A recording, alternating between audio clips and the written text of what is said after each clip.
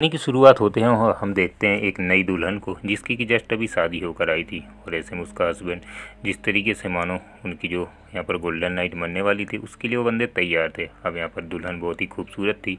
और यहाँ पर उसका हस्बैंड उसकी तारीफ़ किए जा रहा था और साथ ही साथ और अपने जो उसके अरमान वगैरह थे अब उनको कंटिन्यू करने के लिए और यहाँ पर अपना काम शुरू करता है। जिस तरीके से वो दोनों मानो खुश हो ही रहे थे तब तक यहाँ पर उस बंदे को जो कि कुछ अजनबी तरीके का एहसास उसने इसकी ज़िंदगी में जो कि अभी फर्स्ट टाइम किया था, लेकिन उसके कुछ अरमानों पर पानी फिर जाता है। और ऐसे में वो बंदा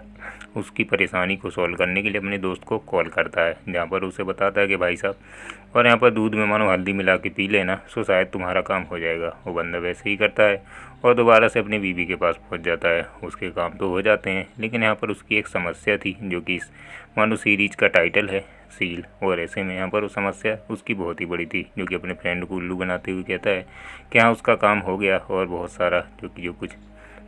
होना चाहिए था वो सारी चीज़ें हुई थी, लेकिन अपने दोस्त से झूठ बोल रहा था और साथ ही साथ अपनी बीवी से भी उसकी अब बन नहीं रही थी, क्योंकि उसको लग रहा था कि उसकी बीवी मानो इससे पहले और कहीं और उसका काम तमाम हो चुका है। और इसी वजह से वो बंदा परेशान था और उसकी बीवी के साथ उसकी अनबन हो जाती है। उसकी बीवी उसके ऊपर डोरे डाले जा रही थी और उसको मनाने की पूरी कोशिश करती है, लेकिन वो बंदा जिस तरीके से हठी था यहाँ पर अपने आप की पूरी कोशिश करते हुए अपनी वाइफ को इग्नोर करने लग जाता है और कहता है कि तेरे इससे पहले कोई ना कोई तूने कांड किए हैं। बाकी इन चीज़ों के ऊपर उन दोनों का झगड़ा होता है, जहाँ पर वो बीवी बताती कि ऐसा कुछ भी नहीं है और इससे पहले उसको किसी गैर मर्द ने छुआ तक नहीं है। लेकिन वो बंदा जो कि सारी चीज़ों के बारे में अपने दोस्त को बताता है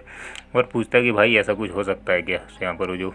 उसका दोस्त था उसको एक डॉक्टर का नंबर देता है, जहाँ पर कि वो लोग वो दोबारा से उस मानो उसकी चीज़ को और रीपैक कर सकते थे। अब इन सारी चीज़ों को करने के लिए वो बंदा सारे गहने वगैरह ले जाकर और एक लाला जी के पास गिरवी रख देता है। जिस तरीके से यहाँ पर उसने अपने गहने वगैरह गिरवी रखे थे उसके पास भेजने के लिए कुछ नहीं बचता है, लेकिन फिर भी पैसे पूरे नहीं हो रहे थे। अब यहाँ पर वो बंदा परेशान था और उसके दिमाग में कुछ आइडिया नहीं आ रहा था, क्योंकि पैसे कम थे। और ऐसे में जिस तरीके से अब खेत पर बैठा हुआ था उसको लगता है कि चलो और अब अपना खेत ही बचा है जिसको उसको गिरवी रखना होगा। और ऐसे में उसने जिस तरीके से सारा कुछ सामान वगैरह बेच लिया था, काफ़ी टाइम वो सोचता है कि रखूं या ना रखूं। और फाइनली एक दिन वो यहाँ पर लाला जी के पास पहुंचकर और उसका खेत का गिरवी रखते हुए उससे पैसे ले लेता है, जहाँ पर वो पैसे लेने के बाद और अपनी बीवी को हॉस्पिटल ले जाता है, जहाँ पर से उसको मानो दोबारा से पेटी पैक किया जा सके। अब ऐसे में जो कि बंदा हॉस्पिटल से आया ही था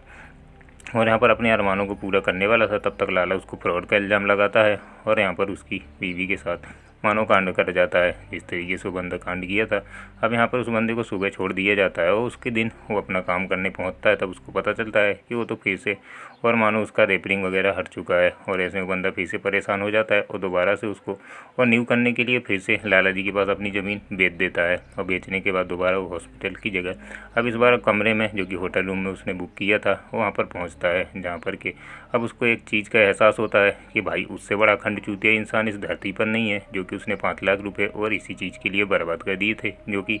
मानो किसी काम में ही नहीं थी। सो थैंक्स फॉर वॉचिंग, मिलते हैं नेक्स्ट वीडियो में। स्टोरी कैसी लगी